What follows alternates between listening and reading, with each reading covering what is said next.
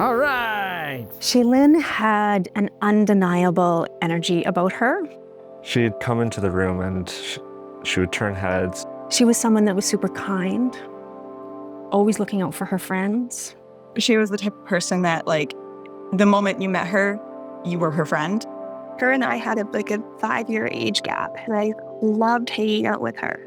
When we would get to see each other, it would be the biggest deal in the world because we lived pretty far apart. People called us Thing 1 and Thing 2. She was just the perfect student. She was really well liked. She was a really good volleyball player. I recognized right off the bat that she was a player I wanted to coach. She was supportive of her teammates. I had no doubt that she was going to be a superstar. She was someone that was very driven and academic in nature and always wanting to do the best at what she could do. When she was in grade 9, moving into grade 10, she was already planning out her life. She was a romantic at heart, so she was already taking pictures of wedding dresses at that age. She was envisioning being a mother. She had her whole life ahead of her. We walk, guys. I am so good at skating.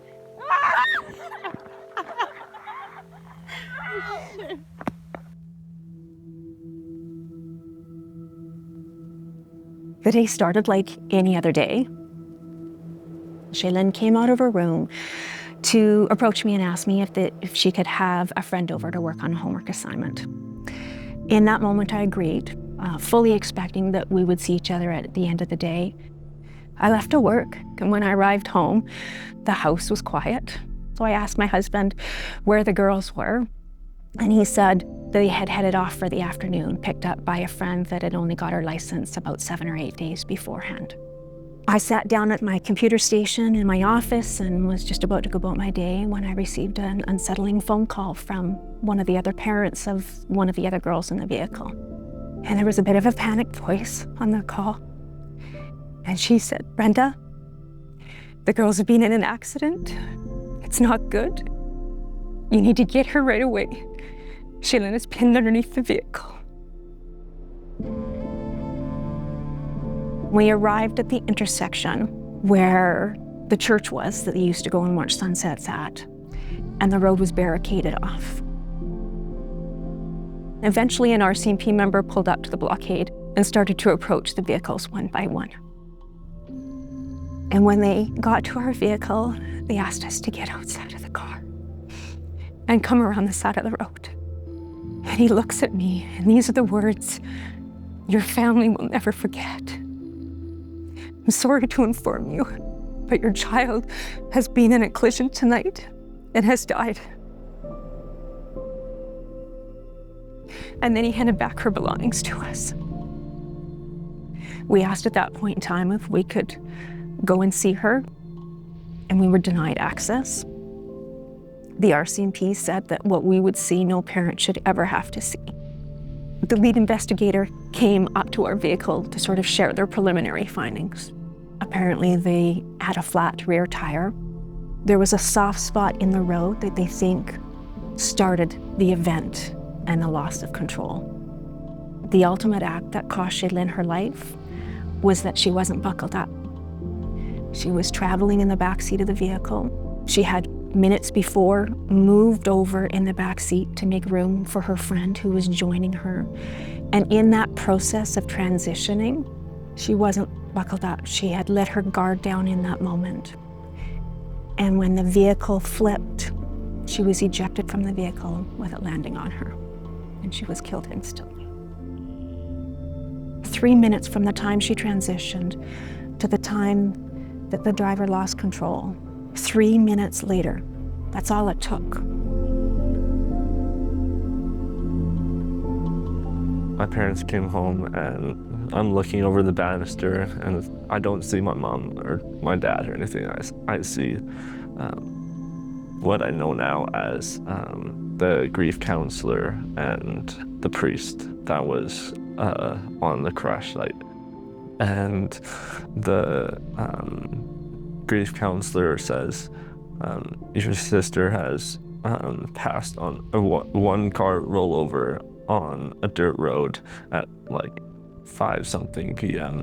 and I just collapsed on the stairs, and I couldn't fathom it because I couldn't imagine my life without her or anything like that. So it was hard knowing that she was not coming home to us. We held each other. We cried together for a period of time. And then we started calling family and friends to advise them of the news. My phone started ringing.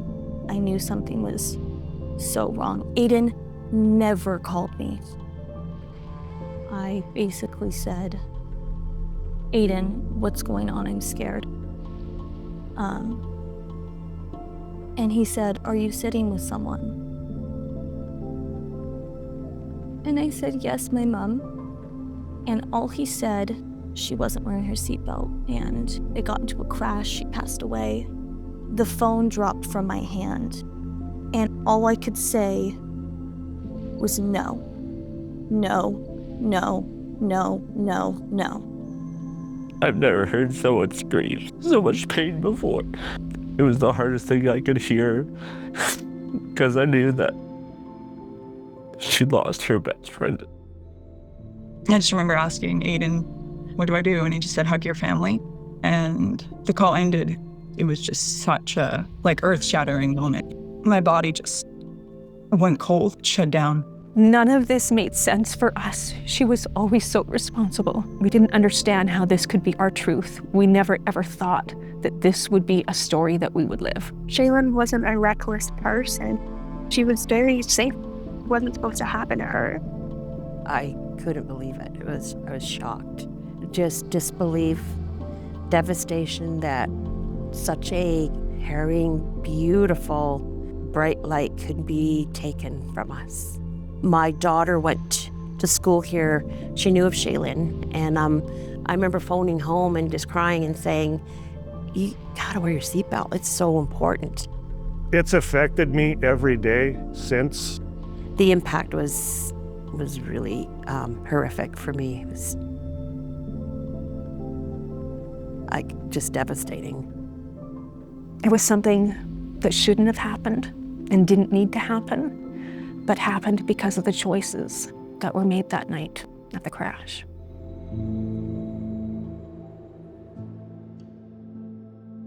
The ripple effect is a real thing, and I think it's hard to remember how many people that it does actually affect. Some of these things are difficult to see. Some of these things are difficult to experience. Seeing how a family responds to a family member being hurt affects me more than anything else does in this job. It's always hard informing the family, but I think it's especially hard when you're working with youth. One of the common things that I hear all the time is it's a decision that impacts just me. And what I want people to understand with this is that that choice does not impact just them alone. Some of these things, they do stay with you for a long time. Like the people that are left behind, your parents, your siblings, your friends, they're going to miss you. I miss the laughter that we would have as a family. No. Oh, no, don't. It's not that deep. I miss hearing her footsteps pitter-pattering up the stairs as she would race her dog to the top of the stairs. I miss the smell of baking in the kitchen. I miss doing her hair. I miss being able to hug her. And what I miss most, actually, it's the future that you will never have with them, that you miss equally, if not more. I knew instantly that I needed to do something in Shay-Lynn's memory. I knew that for myself, this was going to forever change who I was. And I could see the devastation that it was having with her closest friends as well. And I wanted to do all that I could to prevent another family from having to experience what we experienced. She would be glad that her story could hopefully make a difference in other people's lives. She would have wanted people to just take away, be safe, buckle your seatbelts. You may think it won't happen to me, but it very easily can. So always buckle up and take the time to make sure that even when you're buckled up, everyone else's as well. Vehicles can be dangerous, and we have to buckle up. For someone that thinks it won't happen to them, I would say that's what Shea-Lynn thought. You're not invincible. This can happen to you. And I thought that I was indestructible. I thought this would never happen to me.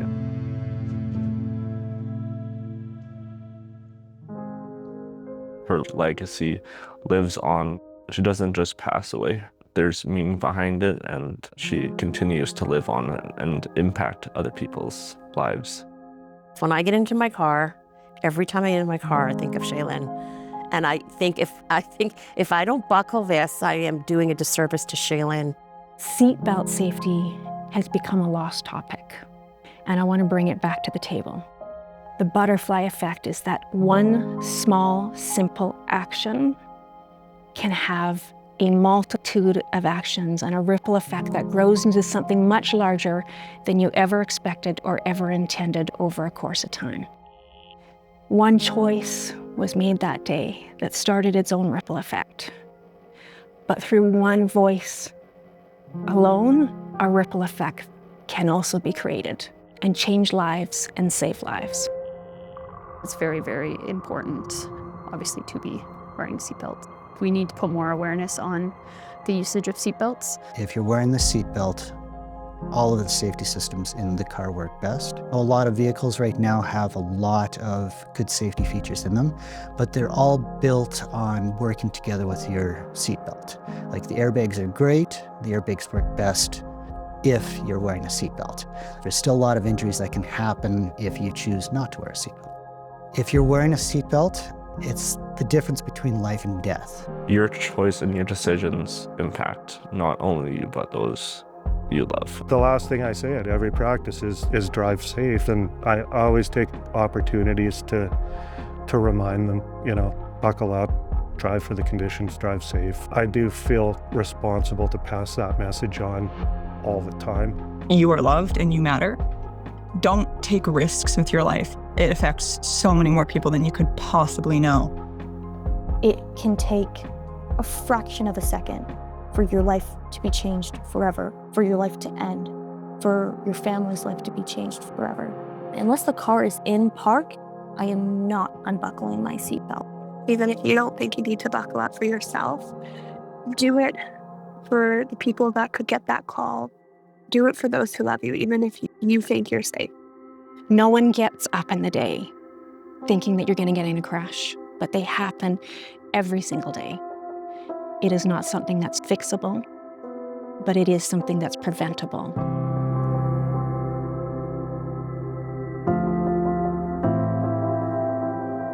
I want her to be remembered as the super smart, energetic, beautiful girl that she was.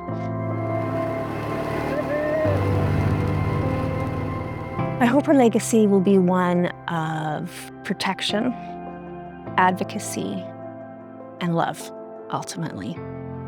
Hi, Colleen. I just got my license and I wanted you to be the first person to know. I love you and I miss you so much.